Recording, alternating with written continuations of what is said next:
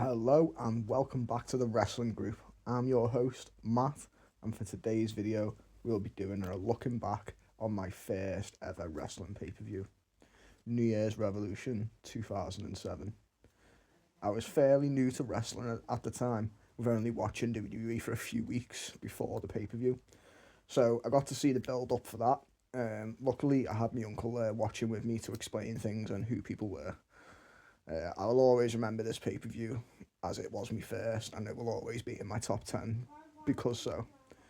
With that said, remember to always like this video and subscribe for more content, and also leave your comments below if you remember this pay-per-view and what your favourite match was.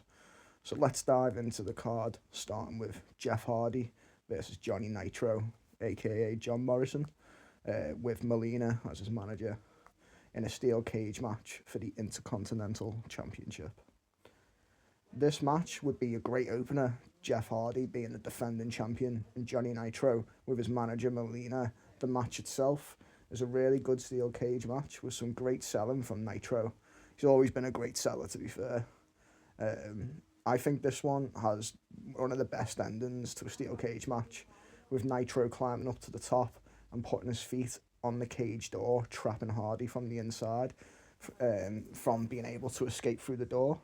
But then Jeff Hardy would deliver a drop kick to the cage door, busting it open and making Nitro landing on his balls on top of the cage door, just sitting there in pain as Jeff Hardy would escape through the door to retain his Intercontinental Championship.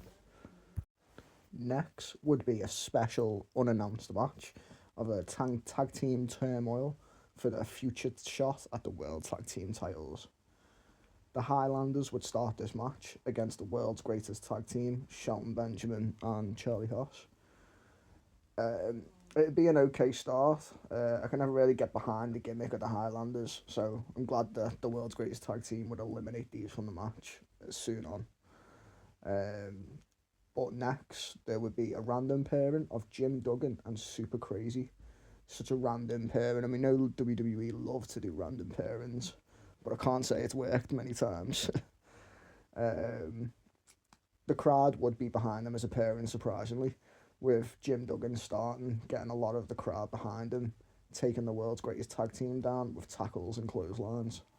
After some momentum from Super Crazy, Shelton Benjamin would deliver a strike to Crazy from the apron, and Charlie Haas would capitalize and German suplex Super Crazy, and following through with a pin, eliminating the team from the match.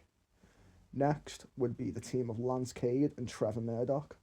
By this point, Shelton and Charlie Haas are tired from being in the match from the start. Trevor Murdoch and Lance Cade don't give them time to recover, with running down, instantly attacking them. They would try to fight on, but with the rest distracted at one point, Lance Cade would jump from the top rope whilst Charlie Haas has Trevor Murdoch in a submission, breaking it up and giving Murdoch the opportunity to cover Haas for the elimination, advancing their team to the next round and the final round. The final team to enter would be Crime Time. I used to love watching Crime Time growing up.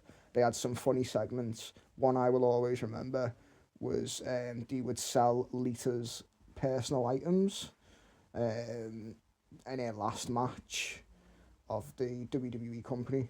It was they were a hilarious tag team and definitely should have been tag team champions at one point, but sadly never were. Shad Gaspard would start this match being the powerhouse of the group. He would take down both Murdoch and Cade with slams. Then GTG would come in, taking most of the damage for the team until he gets the tag back on Gaspard, and then they would deliver their tag finish, the G9, one of my favourite tag finishes. It's like a Samoan drop, and then the other guy would run to the ropes and then do like a jumping neck breaker to the guy on the shoulders, obviously. Yeah, it was good. And then they picked the victory up over Cade, winning the tag team turmoil and earning a future shot at the world tag titles. Kenny Dykstra versus Ric Flair. Kenny Dykstra's surprise and everyone else, Ric Flair would compete in this match With the week before on Raw, he'd get attacked by Rated RKO in an absolute bloody manner.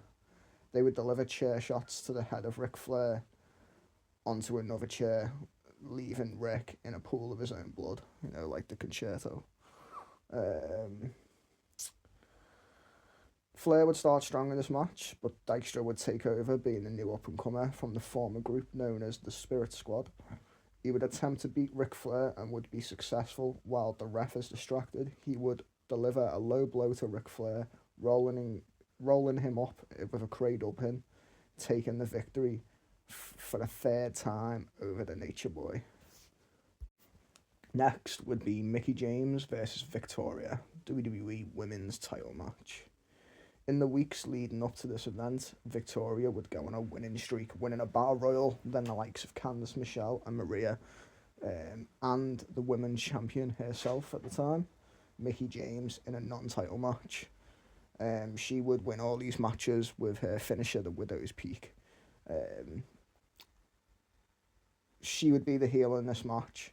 She would even try using the help of Melina, but as Victoria would have her in a power slam, Mickie would turn it into a tornado DDT and pick up the victory, retaining her WWE Championship.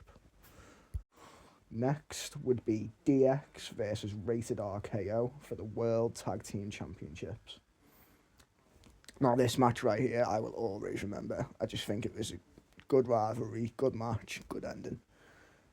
This rivalry would be one of the most heated rivalries of the night, with Edge and Orton attacking Ric Flair, which was DX's friend basically, in the prior weeks with steel chair shots over and over. They would attack Rick multiple weeks, bear in mind as well. Rated RKO would attack DX the Raw before this match with steel chairs over and over and over again, busting them both wide open. So you can surely assume DX are looking for some revenge in this match. And they get it. It's a great match throughout. I mean, why wouldn't it be? It's four of the best wrestlers. But during this match, Triple H would get an injury from delivering a spine buster to Randy Orton. That would put him on the shelf for around 8 months, returning at SummerSlam.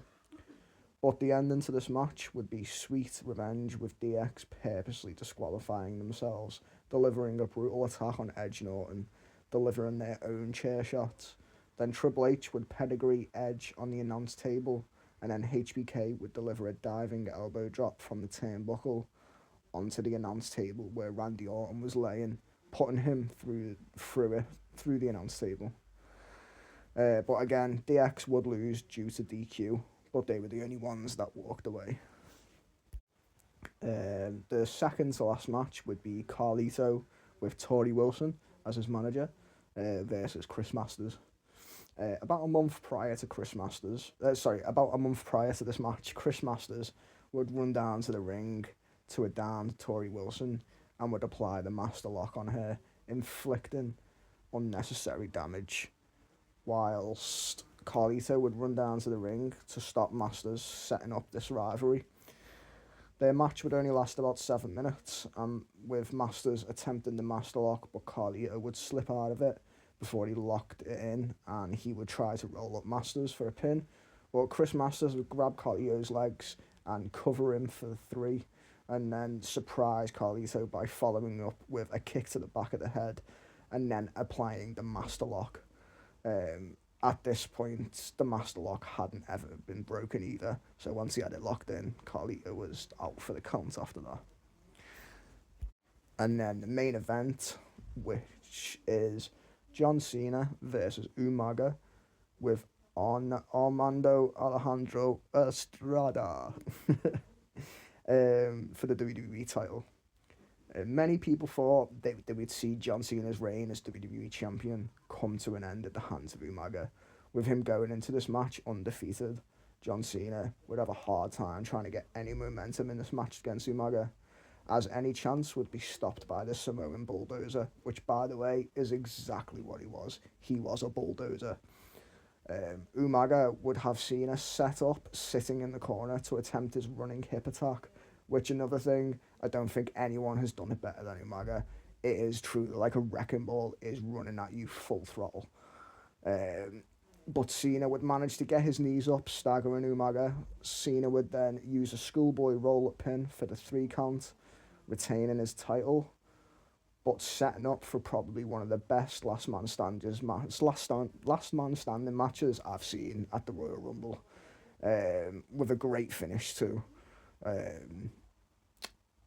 It's probably one of my favourite Royal Rumble pay-per-views as well. So, with that said, that's my first ever pay-per-view I watched. I will maybe be looking at doing other types, like maybe my first WrestleMania or my first Royal Rumble, stuff like that. But with that said, I hope you enjoyed this video, and remember to like, subscribe, and to be notified when we upload more videos. And always leave your comments below. I've been Matt from the Wrestling Group. Thanks for watching.